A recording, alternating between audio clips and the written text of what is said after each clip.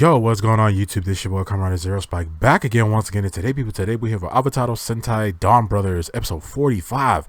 And this was an episode. This was a serious episode, yo. Like, we got Kijino turning into a Hototsuki again. We got the debut of the King-Ohger mech coming through from a gear out of nowhere. We got the confirmation that Jiru's home, like, village that he's from is full of freaking bestials / Juto. Like, everybody know. I mean, only good thing really in this episode now is that everybody knows that Tsubasa is Inu brother. But other than that, man, this was an episode. We got so much going on in this episode as well, and we seem like we're basically at the end. We're getting really close to the ending now, and stuff's happening. Like, a lot has happened in this episode. We got the debut of 3 new Cerebran. Well, 2 new Cerebran. We see that Sonoichi is back, but man, a lot's going on in this episode, and we're gonna get right to it right now. Before we get into it, guys, I'm gonna thank you guys for liking the videos, subscribing to the videos, subscribing to the channel, and all that good jazz, man. Thank you all so much for being here. But right now we're gonna go ahead and get started. But make sure to like, share, subscribe to the channel, man, and hit that noti bell. And I'm gonna see you guys right now, because I'm not ending the video right now. That'd be so freaking weird. Shortest review ever. A minute and 40 seconds, yo. That'd be awesome. But anyway, in this episode, we basically get the debut of the other 2 Cerebran, three new Cerebran, except Sonoichi, but 2 new Cerebran, and we also got just a lot. So we are just seeing that they're actually having a celebration for Tsubasa, celebrating him into the team. You see that the Master Black Kaito is hosting this little celebration that they're having with each other, and we end up seeing that the reason why Tsubasa is looking at future Haruka's her manuscript, her manga. She's looking at it, and he's looking at it, and he's seeing all the he's basically trying to find answers and clues within it, because essentially she basically wrote the future. Like, she basically drew drew the future of the DonBrothers in this manga, just in a very simplistic way. It's like his own little story manga, but it has a lot of references to them. It's basically based on what they're going to go through. So he's going through it, and then that's when Jiru comes up and says that, hey, talks about him and Taro going back to Jiru's village, and then that's when he mentions the name of the village, and that's when Tsubasa is like, oh, let me go too. So they ended up going as well. Well, Tsubasa's gonna end up going with them as well, but he ended up telling Jiru that, yeah, like, I'm part of a team now, so I'm pretty much trying to bond with everyone. So those 3 end up going to the village, but make plans to go to the village. But that's when Kijino comes in, and Kijino's still highly pissed from last episode. He's like, I will not accept you on this team, because after you hurt Miho, Miho is gone. She's disappeared again. And that's when Tsubasa tells him that, hey, man, that woman is a bestial. She's not Miho. She's not Natsumi. That woman is a bestial, right? And he doesn't believe him.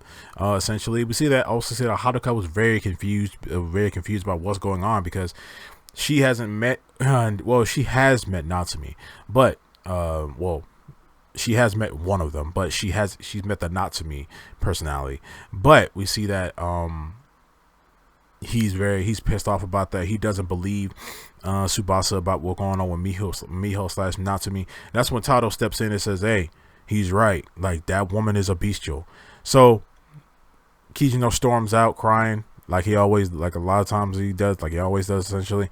And we'll come back to him in a second. But that's when you see the other 3 end up going to the village as he get ready to go to Jiru's village. Then after that, we end up seeing the 3 Cerebran, who are questioning what are they supposed to do now. Like, what are they supposed to do now that they understand human emotions and things. And Sonoi is pissed off about it because he feels like he failed.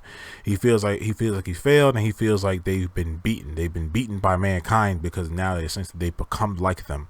So we see that Sonoi, yes, Sonoi. I don't know. All their names start with S's, okay? But Sonoi and Sonoza, basically, they start talking about, like, they actually have dreams now. They actually have things they want to do. We see that Sonoi, she wants to actually join the Dawn Brothers just so she can stay close to Tsubasa. And I'm hoping that maybe Tsubasa and Sonoi actually maybe end up doing something or getting together or some type of way, because I feel like this whole Natsumi Miho thing is coming to an end pretty soon. And we see that Sonoza is like, I want to still guide Haruka through her manga career. Like, he still wants to guide her through that, which I still don't understand how but how is he good at this? But he wants to do that. And then Sonoi's like, no, we can't do any of that. Do you guys want to be stains on Sarah Brand history? So after that, we end up seeing that they're on the bus. The three boys on the bus talking about all that's what's going on. We see that Taro asks Tsubasa, like, what's so interesting about that manga that you're reading?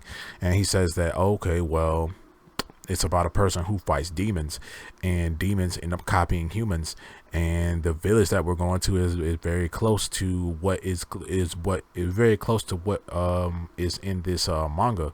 So it can be very, so he's like, oh, okay, I see what you're getting at. So Jiru starts going off about like how good his village is. He talks about the man who raised him, essentially his surrogate father.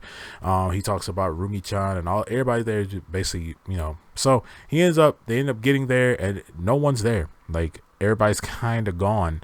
So that's when Jiru actually goes off to try and go find everybody, but we see that Tsubasa and Taro are still stuck inside of this.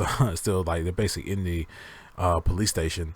So they start looking, they look at the refrigerator, and they see it's kind of shaped weirdly, and Tsubasa thinks that it might be a portal to the bestial the slumber forest. So that's when they kind of, you see that Tsubasa and Taro kind of don't really get along like that. And we actually see that Taro in this episode tries to be a little bit more softer with Tsubasa, because Tsubasa hates being ordered around, and he tries to give him suggestions and asks him to do things nicely instead of just straight up telling him to do it, which is very hard for him, but he still ends up doing it anyway. But we end up seeing that that's when Jiru's surrogate father does come in. He walks in and says, hey, are you guys thieves? And they're like, nah. So they end up talking to him, and they end up having food from him, from the vegetables that they cook, and the vegetable soup is actually really, really good. And that's when they find out that the police officer, Jiru's surrogate father, is a bestial, and everybody in this village is a bestial.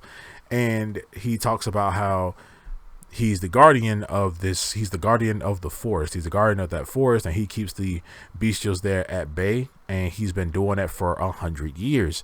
And that's when Tsubasa's trying to get information out of him, but he doesn't want to talk to him because he's being like kind of disrespectful to him. And that's when they're actually massaging his back and massaging his feet and stuff. And they do get a lot of information out of him, essentially saying that he wants Taro to take his place eventually. No, he wants Jiru to take his place eventually as the guardian of that forest. And that's when Tsubasa's like, I don't care about none of that. I need to know how to get into there so I can go save my girlfriend. And he tries to go into the forest, but that's when the police officer says that, hey, Jiru's dad says, hey, I'm trying to protect you, because if you go in there, those bestials are going to tear you apart. So we end up seeing that Taro does end up following him out there, and they end up all kind of fighting each other. He said, thinking about it, they end up almost getting ready to fight. Well, they did fight each other, but he tells him that, I remember back when I first met you, I freaking hated you. And Yeah, it seems like, yeah, I freaking hated you. And that's when they end up getting into this fight, basically saying that, yeah, like, I was, yeah, they end up getting into this fight. He fights for a little while, and then that's when they hear, people, they hear, Jiddu laughing in this other side, in this building, and he ends up going into the building, and when they end up looking into the window, and they look in the window, they see Jiddu just sitting there all by himself, but he's sitting there he's still sitting there talking to people. And he's sitting there talking with Rumi and the other guys, though, the guy with the big teeth, like all those guys, sitting there talking to them. And he's like, oh man, I forgot. He's like, oh man, I forgot to introduce Tato and Tsubasa here with you guys. He said, nah. He said, you don't have to worry about that. He said, you don't have to worry about that. We don't have to. We can have fun here all by ourselves. Yeah, we don't need those outsiders. And then he just convinced Jiddu, like, yeah, so yeah, all right, well, we'll just sit here and eat together. And then like she tells him to close his eyes. And when he closes his eyes, she's getting ready to put a penguin juto or penguin bestial origami paper into his mouth. And that's when Tato runs in and actually stops him. But Jiddu still has his eyes closed, so he doesn't see what's freaking happening. And that really peed me off a little bit. But see that Tato is stops him from happening, and then that's when his surrogate father walks in. The police officer walks in and says, "Hey, you trying to get in my way, huh?" And he's like, "Nah, but I'll end up being, but you know what? I'm going to actually take responsibility for this." And Tato actually ends up eating the paper and ends up getting possessed. Well, he's just choking on it. And then while he's choking on it, he ends up running all the way. He runs out of the house, and a portal opens to the slumber forest, and he goes through it. And for some reason, his gun comes out and shoots something. It shoots out, I guess it shoots what happens next in the next episode, but it shoots out, and then the portal turns white, and then that's when Tato ends up getting pulled into the slumber forest. But that's when we see Kijino. He's walking around putting up flyers and stuff looking for Miho, and then he ends up spazzing out again and transforms into a Hitotsuki. But I don't know what Hitotsuki this is. He kind of look like a goat dragon looking thing. But we also saw how the Cerebran are also dealing with their own share of problems with Sonoi. She's on a date with some random dude, and he's like, "Oh, you're so beautiful," And then he ends up seeing another woman behind her in the restaurant, goes up to her and says, "Oh, you're so beautiful," stuff like that. And then she slams his face into the spaghetti. He's like, "Yeah, eat the spaghetti." She slams his face into it, and then Sonoi looks up, and she's like, "Oh crap, it's you." And then Sonoza also has the same experience where he's reading a manga, and this other dude comes up to him and smacks it out of his hand, and he's like, "I see you reading a bunch of crap, huh?" So he ends up seeing him. He's like, "Oh, you." And then that's when we get Kijino. He goes on a rampage. Technically, he goes on a little rampage, and that's when the only people that's there that can actually fight him is Haruka and Blue, or Haruka and Shin, and they end up having to fight him, but he's kind of beating their butts. But then he spazzes out again and transforms into his giant form, and he goes, "Yeah, like you guys can't turn the Don Taijin without me," and he's stuff like that. And he's blasting everything, shooting everything, and then that's when Sonoi comes in and says, and he turns into his form and starts fighting Haruka and Shin. And I'm just like, dude, why? But then out of nowhere, a portal opens up, and then a gear comes out, a giant gear or mecha gear comes out, and then it's the King-Ohger. That's the next Sentai that's coming out. The King-Ohger mech. Their full mech comes out, but he has Don Onitaijin's face. So they think that that's Tato for some reason, but he's a full mech, so that can't be Tato, right? So we see the full intricacies of this freaking mech, like all the bugs and everything are moving all over it, and he's like Hitotsuki Kijino is like, "Insects? when did this happen? And then that's when he ends up fighting him, and they actually, and that Mega ends up beating the crap out of him, turning him back into his regular Hitotsuki form, and he just turns around and walks away and fades into the gold. I'm like, yo, that was royalty that just came through here. That was, and they were like, what the heck was that? They were standing there like, what the heck was that? And just, so he gets turned back to his regular Hitotsuki form, and then that's when Sonoza and Sonoi, they actually come to talk to Sonoi, and then out of nowhere we see Sonoichi comes in and hits, and he attacks Kijino, and then Kijino also get attacked by the other two. And when all three of them get attacked, when all three of them attack him, he ends up getting erased. The same how Cerebrand, when they stop at Totsuki, they put the person in a box and then put them in that pocket dimension. So yeah, Kijino's gone. He's been put back into that pocket dimension again. And then that's when they end up getting ready to fight the other three Cerebrand that just popped. The other three Cerebrand that just popped the freak up. And I'm just like, wow, so much is happening. Like, so much is happening all at once. But I'm here for it. I really am. But this episode was very kind of cool. I mean, the Cerebrand did mention, our three main Cerebrand ended up mentioning something called a forgiveness ring, and apparently this ring is inside of the slumber forest. Why is everything in the slumber forest? But apparently this thing is called the forgiveness ring, and it's a rainbow looking ring, and apparently it's supposed to do like make all their bad stuff that they've done throughout this season be forgiven. And I'm like, why are we just hearing about this now?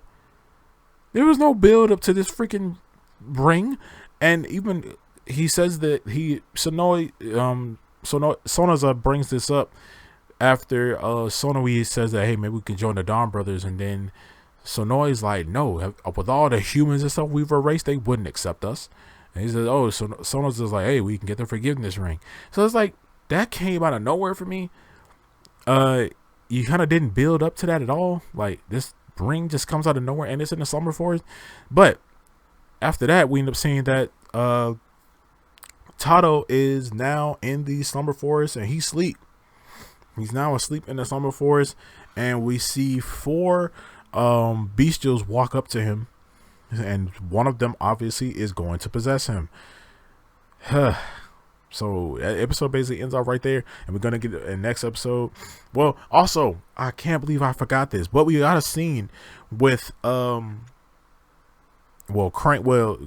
Bestial Miho, not to me, yeah. She's fighting a bunch of bestials, and she's beating them, and that's when Tato walks over and sees what's happening. He tries to help her fight them, but they end up running away.